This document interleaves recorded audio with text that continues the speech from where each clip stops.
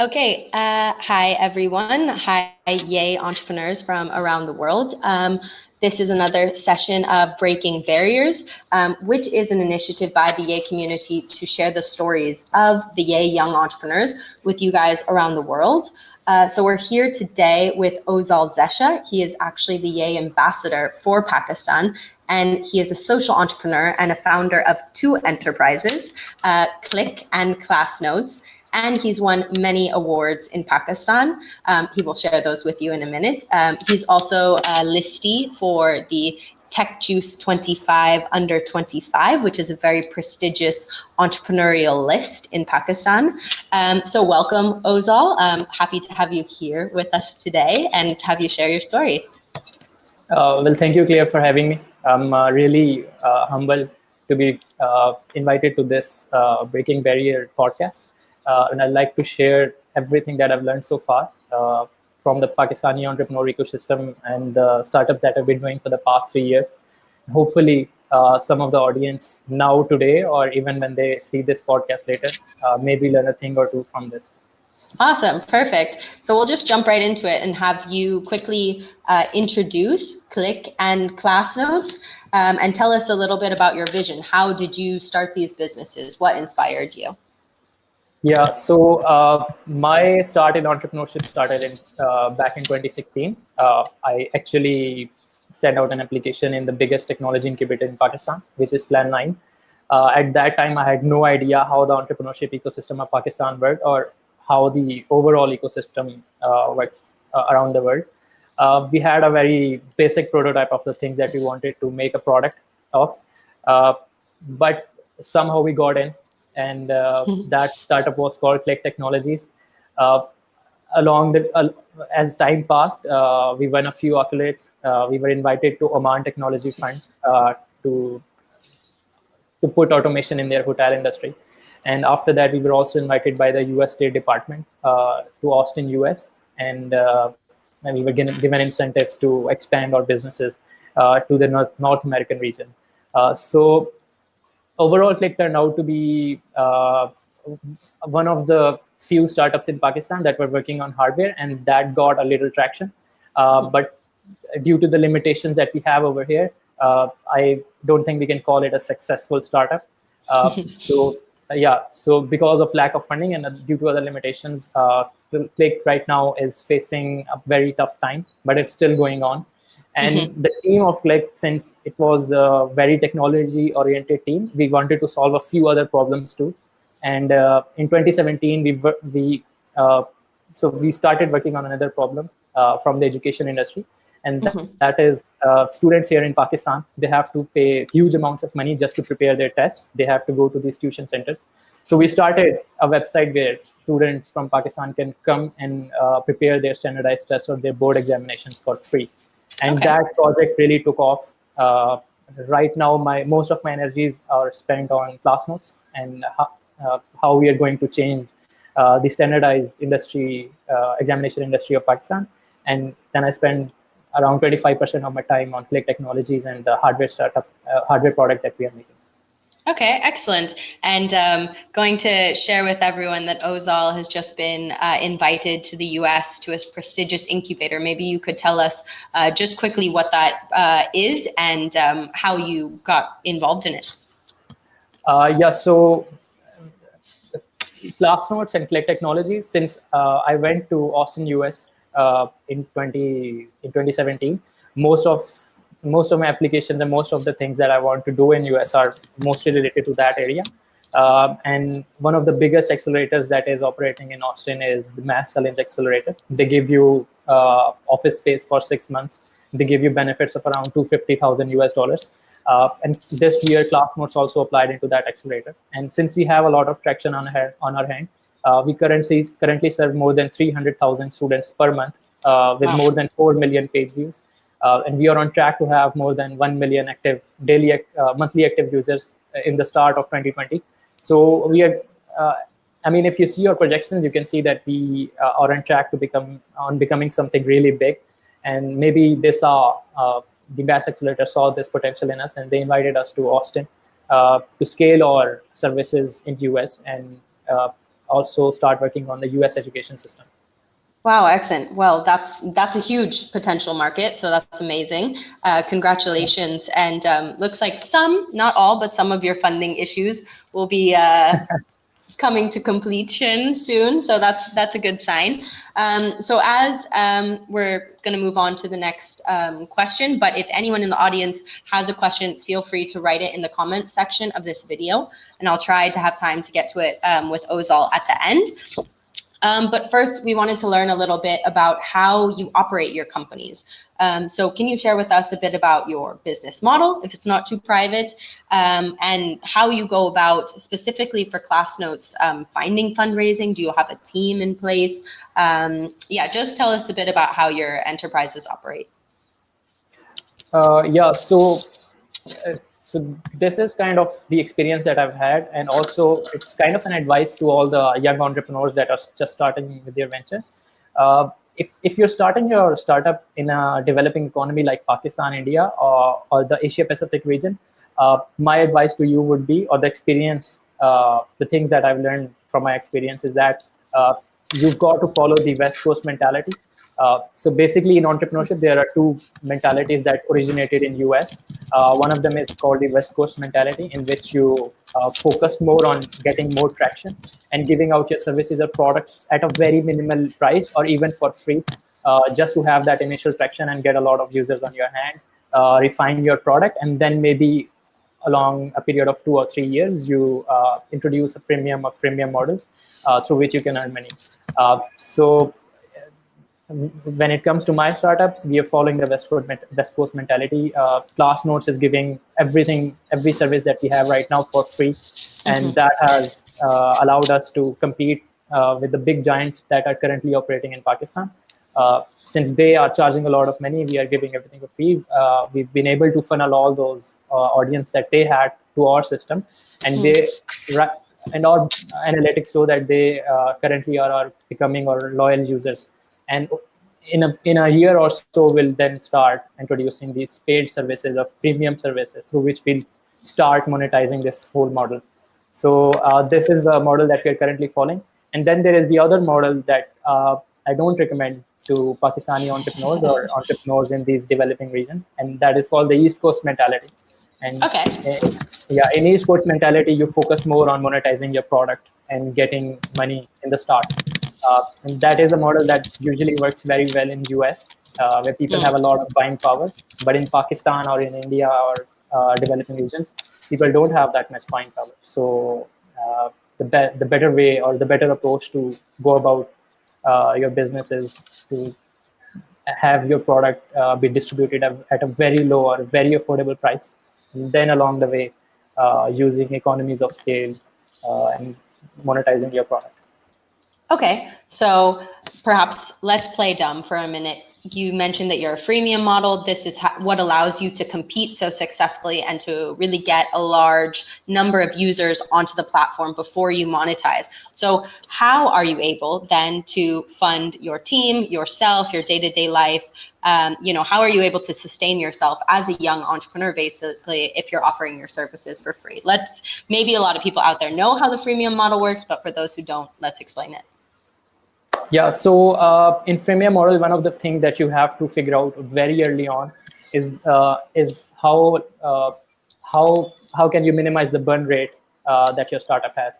So burn rate basically is the amount of money that your startup burns every month, and through this burn rate, you can calculate how much time period you have till you go bankrupt or till you default on your business. So when it comes to the freemium model or using the West Coast approach, the thing that you have to figure out very early on is how to minimize this burn rate. And when you actually calculate everything, you come to realize that almost 40 to 50% of all your expenses are mostly spent on HR. So human capital is your biggest expense. And after HR it is the product development, and then comes marketing and all these other segments. So if you can minimize your the money that you spend on human resources, you can basically cut down your burn rate into half.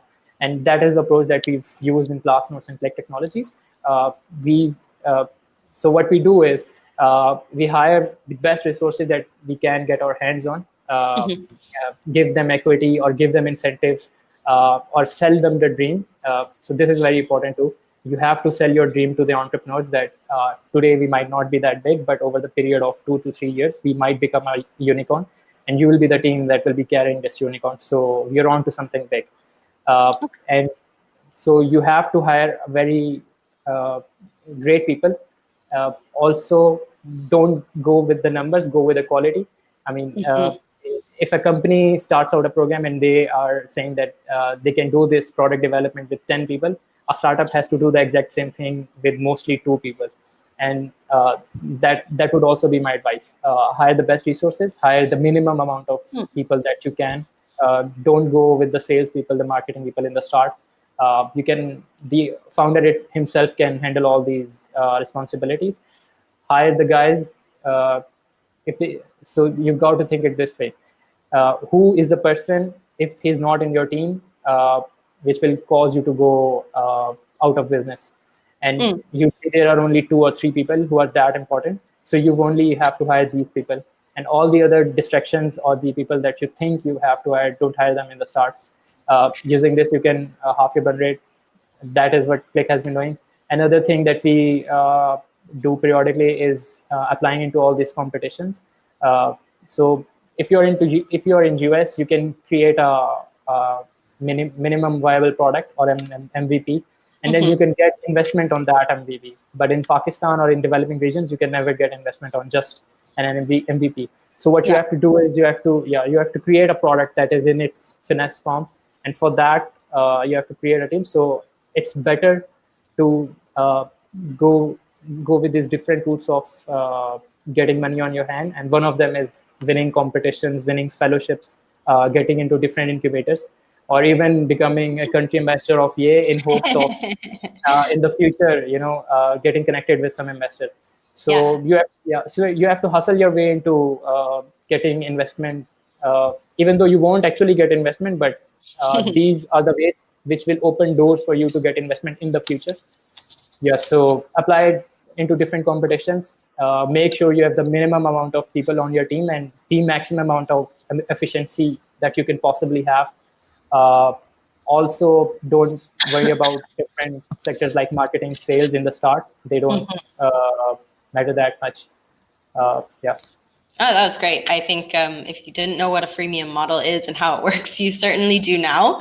As well, I think it's great that you talked about knowing your burn rate and knowing how long before you go bankrupt, because something we here at Yay have noticed a lot is that youth entrepreneurs tend to jump into enterprising without really understanding how they're going to finance their business, and definitely not looking, let's say, 2 to 3 years down the line. But with the methodology that you've just explained, that's kind of baked into the process. So you have to look, let's say, 3 years down the line before you even start things up. You have to think about how much your staff is going to cost. And of course, you have to think about this minimum viable product and how you're going to fund that yourself, especially in these emerging economies. So I think that was all great and solid. And definitely proves that you need to be really forward thinking to be working within these ecosystems, and definitely to be a young entrepreneur. So thank you for that. Now, obviously, this is a difficult path that you've chosen. As you mentioned, there's not a lot of money there. And as you just mentioned, in emerging economies, the minimum viable product is not going to get funded like it might in developed economies. So let's address what are some of the key struggles that you face specifically as a young entrepreneur running not one, but 2 ventures. Obviously, we know funding is one of them, but maybe you could talk about that along with some other struggles that you faced in this journey. So I would never advise anyone to work on 2 ventures simultaneously. I mean, that is kind of one of the, so it's like killing your own babies with your own hand if you do this. So I would never advise anyone to work simultaneously on 2 different products. However, if you have a product or if you have a team that can create another product from the main service that you created and then throw it into the market as a different product, that can be done, and that is what Clique has been doing. So we had a team that was really good in technology. We came up with a way of digitizing notes, and we thought, why not create a website? And it literally took us only 2 days to come up with the whole model. The site was, the initial site got ready in just 3 months for one whole class. And we put that up. We saw the numbers, we saw the analytics. And when we saw a very good traction in the start, we knew that it could become something really big. But if you're working on in an industry which you know a lot about, and you see something that is really lucrative or something that looks really attractive, and you want to try that out too, I would recommend not doing so, because an entrepreneur only has a limited amount of time in which he has to get the business stand up on its own feet. So starting two ventures will divide that time into half. Will also increase your burn rate because your funding will be distributed into two ventures. Your team might become very distracted. So yeah, my takeaway from running two startup is don't do it. Well, it's good to know. At the end of the day. Yeah. No, I mean, it's also important to think about, I think a lot of people assume that if you are able to offer two products or run two businesses, then you potentially have two revenue streams. But as you've just mentioned, that also means your funding is divided between those projects. So that's really important to note. So I guess we'll jump into kind of the focus of this session. For everyone who's watching, as you've surely noticed, Ozaal is a very frugal entrepreneur and definitely thinking about his finance and thinking 3 years down the line. Whether that makes your head spin or not, it's necessary. But you employ a specific mentality to do this. And as you mentioned, it's quite popular in India and Pakistan. I know I'm going to butcher the name, but it's the Jugaad mentality. And you've, let's say, baked this into your business model. So can you explain to everyone what that is and how you use it? I think it builds on what you've already said, but let's dive into it here. So one of the things that I learned very early on was that the infrastructure to create or even a good startup here in Pakistan is missing. And the same thing is, the same dynamics are there in India, China, and all these other developing countries. You don't have the infrastructure to create a very good startup. You don't have the universities that are working on good research. You don't have the graduates with the quality that you expect from American universities or from these different European universities. So when faced with these limitations, the idea of Jugaad was actually started in India, and they are very good at it. And since the Indo region shares a lot of traits, Pakistani entrepreneurship ecosystem has also started picking up on it. And Jugaad, basically, for all the audience member who don't know what Jugaad is, so it basically is called Frugal Innovation in English. It forces you to think of ways of tackling big problems or problems that would otherwise require that would need millions of dollars to solve. You have to force yourself to think of creative ways to solve these big problems only using thousands of rupees or even hundreds of rupees. And one of the biggest or the best example that I always give of Jugaad mentality or the frugal innovation is of Manu Prakash. So Manu Prakash is from India. He's a student in Stanford. And so there was this malaria outbreak going on in one of the African countries. And to get the diagnosis of the people who had malaria or to see who was affected, the cost that was calculated was in millions of dollars. So you need different centrifuges and you need different microscopes to examine the blood samples. But Manu Prakash came with a solution of creating these small microscopes foldable microscopes from paper, which only cost less than $1, and also creating these centrifuges which cost less than 50 cents.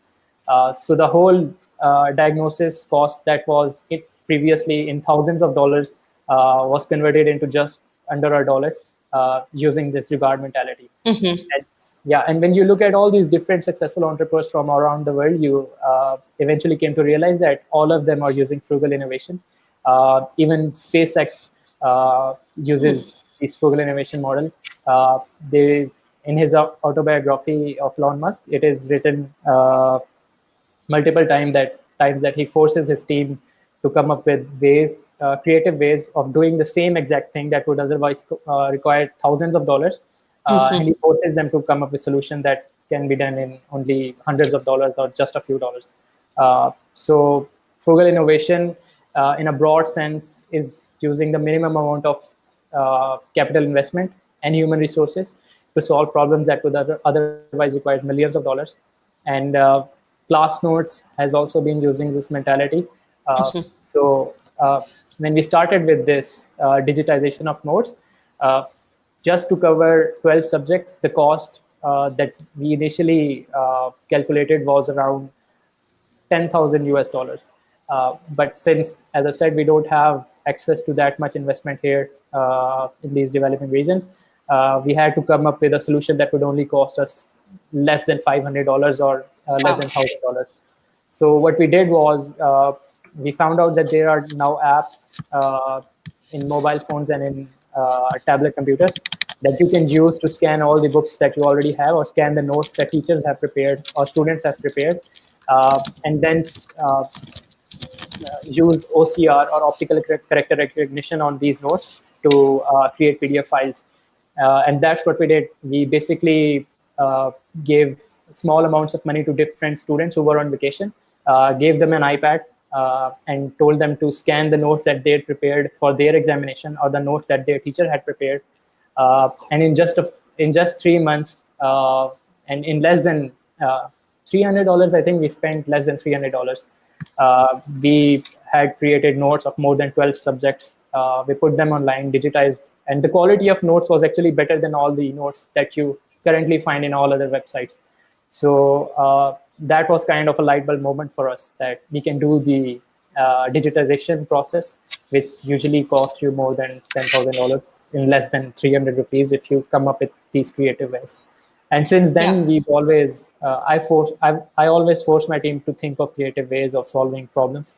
So right now we do have small amounts of investment, but we always still go about this approach.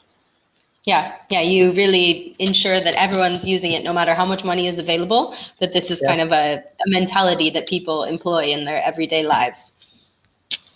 That's great. That's awesome. Well, I mean, these students, did they know that they're involved in something innovative? I mean, now, obviously, with ClassNotes serving, more than 300,000 users on the platform, obviously they know they're part of something big. But when they initially got involved, was this something that they were like, yeah, we want to be a part of it? Or did you really have to push it? Come on, guys, be a part of my vision. As you mentioned earlier, you had to sell the story to them. Yeah. So what usually happens is that you always have this one person in your team who is the visionary and who has this vision of how this product will look eventually in the span of 1 year or two. And for the founder or for the entrepreneur, even if you're not, you have to force yourself to be that person who can envision the solution that he is working on and see how it will look in the year or so. So the dilemma that you have to solve initially is that only great people can create great products, but great people never come and start or work on the products that are in the initial stages. So they only work on stuff that they can see their potential in, and to show them that potential, you have to get an initial traction. So no matter in which country you are, the first hire that you do, or the first person that you actually hire to do a certain job, is usually not the A player that eventually will come into your team. So the students that actually started with this whole note-making process, they never knew what they were working on. They only knew that there is this app in iPad, and you have to use the papers that they were given to them and just scan this paper one by one. And someday it might be put on some website. So they only had this inkling. But when we put them on the website and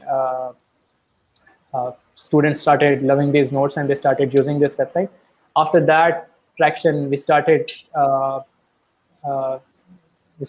having these invitations from people who were actually very talented, telling us that you can also come up with a solution that is much better and much efficient than this approach, and we would like to work with you on this because we can see potential.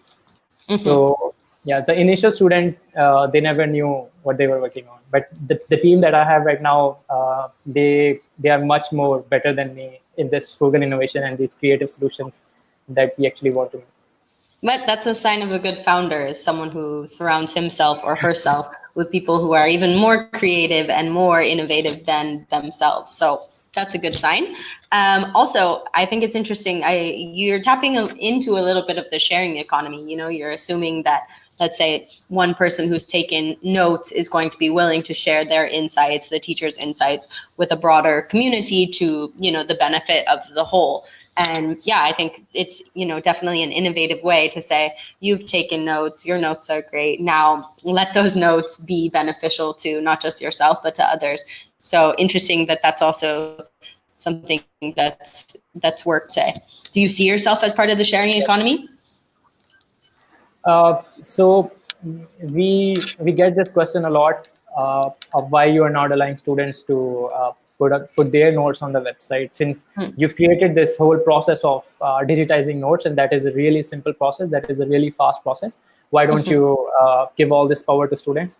And we tried that, but what happened was the quality of notes that students put up at the moment was not that great. And our main USP at the moment is that we provide the best quality of notes for the education system that Pakistan, that is mostly present in Pakistan.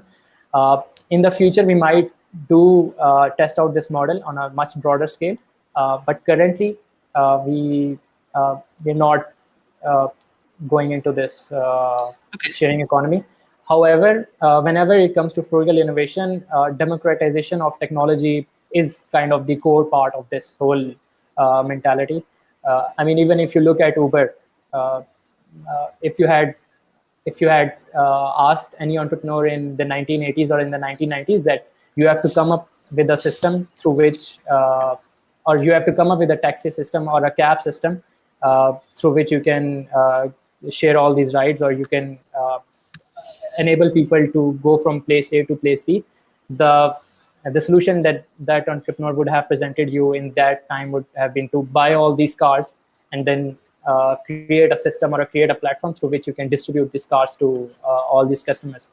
But the frugal innovation in this model is that Uber does not even have a single car. They are using cars of other people. They're using customers, and all they have is a platform. So Uber also is a frugal innovation, working on the frugal innovation model, and one of the greatest example in that area. Yeah. Okay, excellent. So yeah, there's still, let's say, within your platform, a quality threshold that you maintain, and this allows people to understand, let's say, the added value of what they're giving you, that they know they're going to come to the platform and what they're going to get is going to serve them as a student. You know, there's not that question of whether they're going to receive good notes or bad notes. It's always going to be quality, and that's how you ensure, I'm assuming, your retention numbers. So that's excellent. So we've talked now, we've given, I would say, a really good introduction to frugal innovation, how you're using it, how it, you know, was started in India. So beyond that, beyond the cost saving measures and that it's innovative, are there any benefits? I think we've touched on this slightly, but why is the Jugaad mentality so beneficial to entrepreneurs in emerging economies? I think this delves a little bit back into the funding issues that you are mentioning. There's not as much funding available, but perhaps you can say why you think it's so beneficial for entrepreneurs in these emerging and developing economies to use the Jugaad mentality, and how, you know, would you sell this to someone else who's in, I don't know, Uganda or Peru, for example, that they should try to employ this in their own business?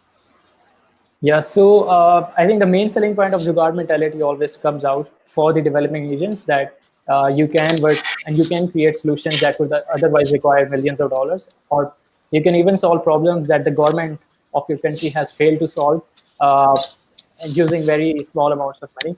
But there are also other benefits, like whenever you use a creative approach or a very frugal approach of solving this problem, most of the time you end up using recycled products, or you're forced to do recycling. The products or waste that would products or things that would actually go to waste, you use these things in your solution. And so there is this quotation that someone's trash is someone else's treasure. So that kind of that thing also applies to Jugaad mentality. Also, so we can take an example of there are a lot of, or there are millions of smartphones in the world that have been thrown out by people in the developing countries, since they always want to have the best smartphone. But people in developing regions can use these smartphones, since basically a smartphone has all the sensors or all the technology in it to be used for other products too. So you can, for example, you can create a distributed model or distributed product of measuring temperature around whole of Pakistan just by using smartphones of other people, which are already thrown out or not being used by their owners. You can also, so Jugaad mentality kind of also forces you to use products that would otherwise be thrown into trash into your solution. Also, the government of these countries, the government of Pakistan or the government of India, they have shown in the past that they're not very big on using innovation in when they come up with ways of solving big problems. But when it for the entrepreneurs of these countries, it is, I think, their responsibility to show the governments or show the people who are in charge that the solutions that they usually put out are very ineffective, and you can have the same impact or a much more bigger impact using very less resources and very less investment. And I think one of the biggest example, or one of the biggest things that the entrepreneurs of Pakistan right now can do, is that the government has started working on this huge task of creating around 5 million homes for the poor class of Pakistan. And they're going with the approach of creating homes that are just conventional homes.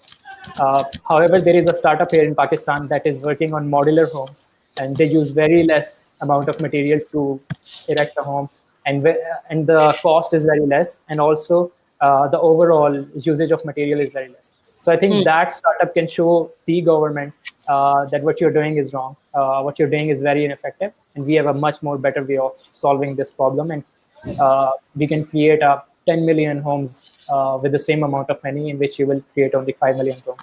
And I think ClassNotes has also, so there was recently a study done on ClassNotes. It was done by the Cambridge Education and UK, which showed that ClassNote has been making an impact in the low communities students in Pakistan.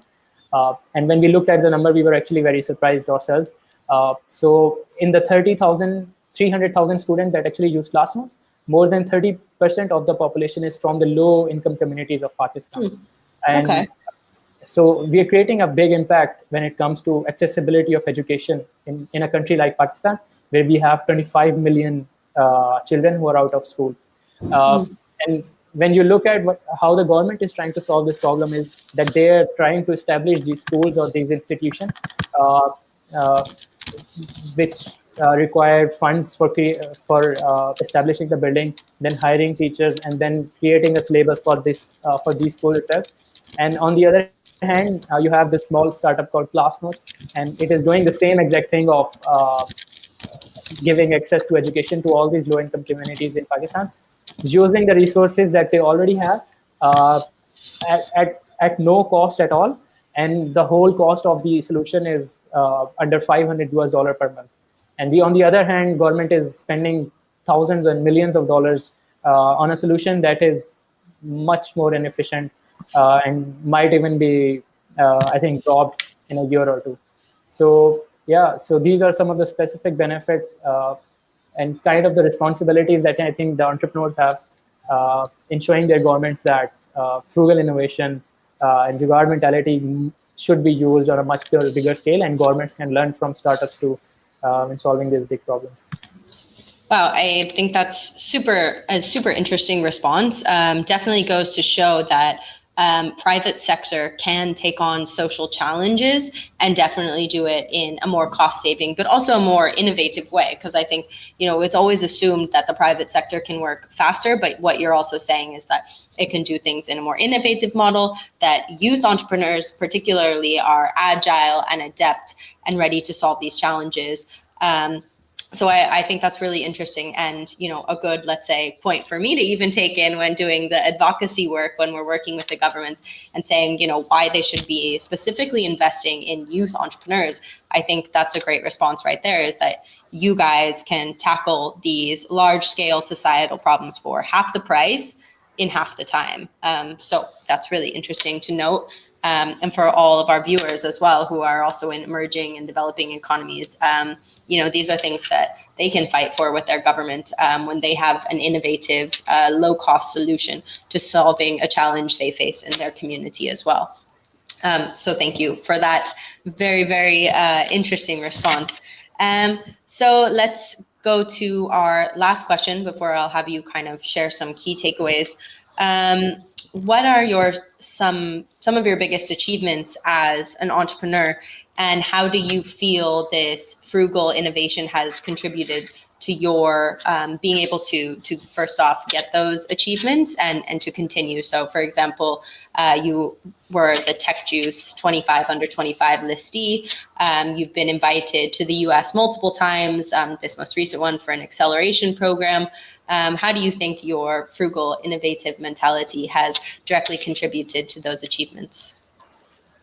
Oh yeah, so if you ask a young graduate from Pakistan or a young engineer from Pakistan what his ultimate dream would be, I think he would, if he's interested in technology, he would say that he would like to see how NASA works or how Tesla or SpaceX works. And for a Pakistani, since we have the fourth lowest or the fourth worst passport in the world, traveling to these developing countries is kind of a dream. Wow.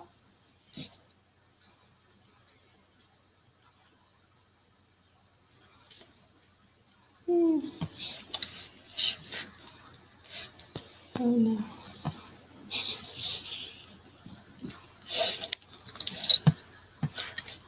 Hello, I don't know if anyone can hear me. I'm going to quickly refresh the page because everything has just frozen for me. So sorry if I'm cutting you off, Ozaal. I don't know if you're still speaking because everything's just frozen on my end. So I'm just going to quickly refresh the page and see if that does anything.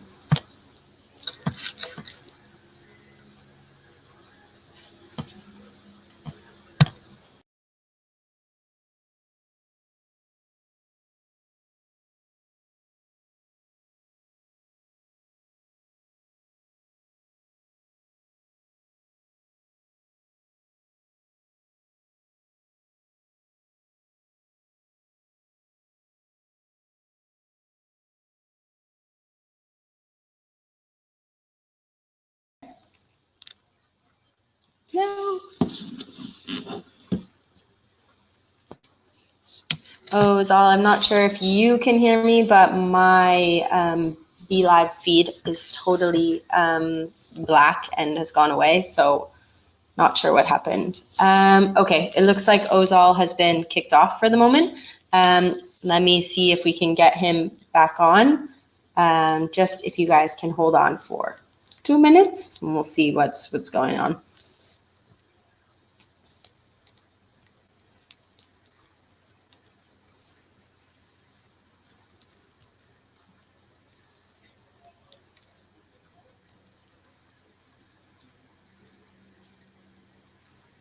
Sorry for the technical difficulties, everyone. If you can just hold on with us for 2 minutes. I'm super, super bummed that it just blocked out on my feed. I don't know if it was my computer, if it was Ozal's computer. Yeah, I know, Bashiru, I'm sad as well. He was giving a really great answer, and I was really, really interested in what he had to say, specifically about how he's using the Jugaad mentality to win these multiple awards and get these vast achievements under his belt. I'm actually thinking there may have been some kind of power outage where he is in Pakistan, or something maybe going on there, because I don't even see him being able to read my WhatsApp chats. So I know you other emerging economy and developing economy entrepreneurs know all about the issues of internet connectivity and blackouts. So potentially that's what just happened, which is such a shame. But just to give you guys a quick recap, since I see quite a few of you are still here, Ozaal, as the Yay ambassador, has undergone a series of really successful workshops called Struggle Nights. Hold on one second, he's responding.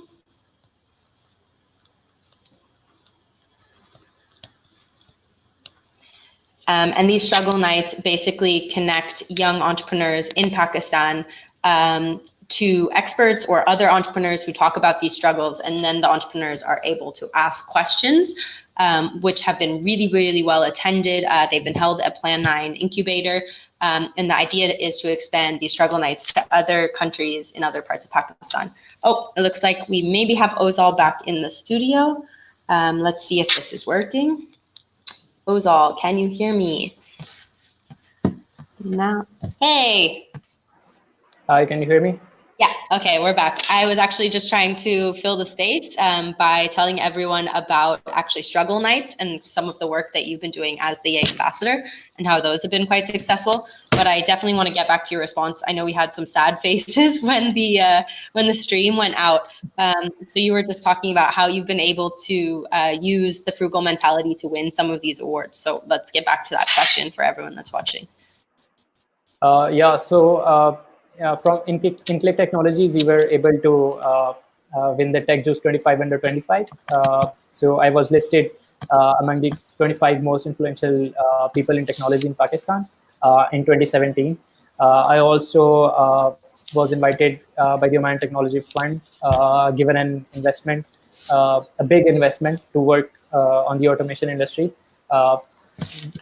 while using no money at all of myself. I was basically, when I went to the Plan 9 incubator, the money that they gave me was from the government. So I think one of the biggest fears that entrepreneurs have in these countries like Pakistan and India is that if you do business, you need a lot of money on your hand, or you need to have access to a lot of money. But that is not true. So yeah, I was able to start a startup that eventually went to Oman, eventually went to United States, Turkey, and I almost spent none of my own money. I always came up with so the job of the entrepreneur is to come up with different solutions, and you'll get investment and capital along the way. And when it comes to ClassNotes, we've been able to, so ClassNotes is actually much more successful when it comes to winning different accolades. ClassNotes has recently won the Startupper of the Year, which is the biggest competition in Pakistan. It gave us capital. The prize money itself was more than 1.8 million rupees. It gave us a runway of around 2 years, and we can come up with much more effective solutions in that runway that we've got our hands on. We were also selected in the Mass Challenge Accelerator, which is the biggest accelerator in Austin, Texas. We were invited to Istanbul, and then there was a research paper that was done on ClassNotes by the Cambridge Education on how we are creating impact in the low community education system of Pakistan. So these are some of the achievements or milestones that we've been able to accomplish. I hope that there are much more bigger milestones that we'll be able to complete in 2019. And right now, I have my eyes set on the Forbes 30 under 30. I think if we can win that, it will give us a credibility to scale our product across more developing regions that we want to target. Definitely. Well, I think the Mass Accelerator is a great stepping stone for that. I'm sure going to the US, I know is your dream, and I'm sure you'll make great contacts there.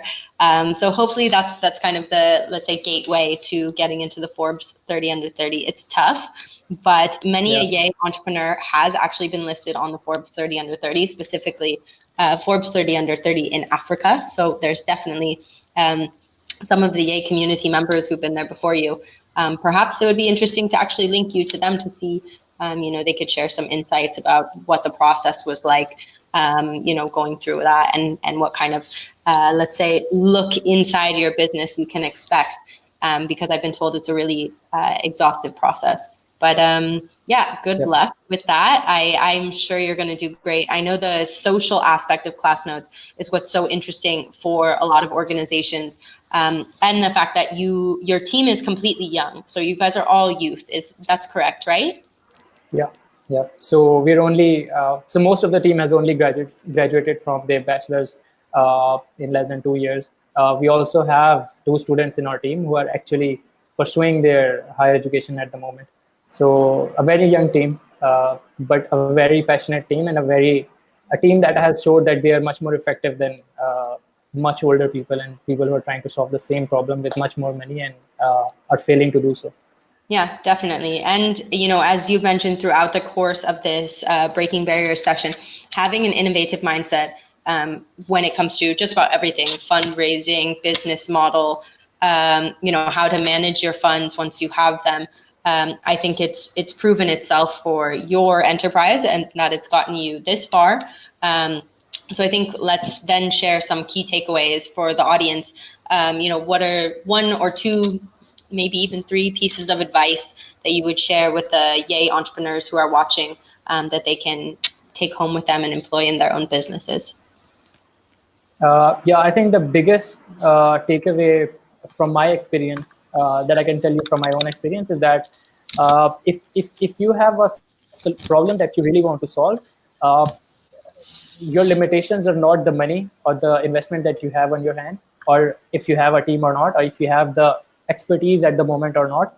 I think your only limitation is if you're willing to spend your energy on that problem. And you will realize very quickly that in today's world, you can come up with innovative solution that can surpass the limitations of money, a team, having an office, or getting into incubators. So yeah, if there is a problem that you want to solve, my advice to you would be to just start with the solution, test out different iterations, come up with a approach that requires very less amount of money, and then you will find investment along the way. You'll find great team members. You'll actually people who are much more better than you. Even PhDs will request you to that they want to solve this problem alongside you. So yeah, as an entrepreneur, the only thing that you have to decide is that if you want to work on the problem or not. And that's my biggest key takeaway. Also, another lesson that I think is very important is that usually at the lowest point, when you think that everything has failed, that is the point where you should take the biggest risk. And it is actually a blessing in disguise. And if you're currently at that point where you don't have any investment, where you don't have any friends, where you don't have anything at all, the thing that you wanted to do in your wildest dream with regards to entrepreneurship or problem solving, you should do that and try that approach. Yeah. Okay, great. Well, I think that's some very poignant insights there. So thank you very much. I know everyone has been watching very actively, and I think that you gave some really good concrete takeaways while also sharing, your wild story of being not just a one-time entrepreneur, but a two-time entrepreneur before the age of 30. So I'm totally sure there's many other innovative ideas to come out of you. So thank you so much, Ozaal, for being a guest on this Breaking Barriers session. I hope you've inspired some of the other audience members to be risky, be innovative, and not be worried if they have no money in the bank, because that shouldn't be, let's say, a stopping point for them following their dreams in business. Yeah, thank you so much for having me. Thank you so much for inviting me. I don't know if I've inspired anyone. I'm not at that stage where I can inspire anyone, but recently there was a guy who competed in Hull Prize, and I was the judge. And when so we selected that guy, and he did not have the money to go to Dubai to compete in the semifinals. And I told him that he can also get the money for the airfare from the charity just by doing a simple announcement in the nearest mosque, and people telling that there is an idea that he wants to solve, and it's a social problem that he wants to solve. And if there is any money that they would like to donate, that is the spot that where they can donate that money.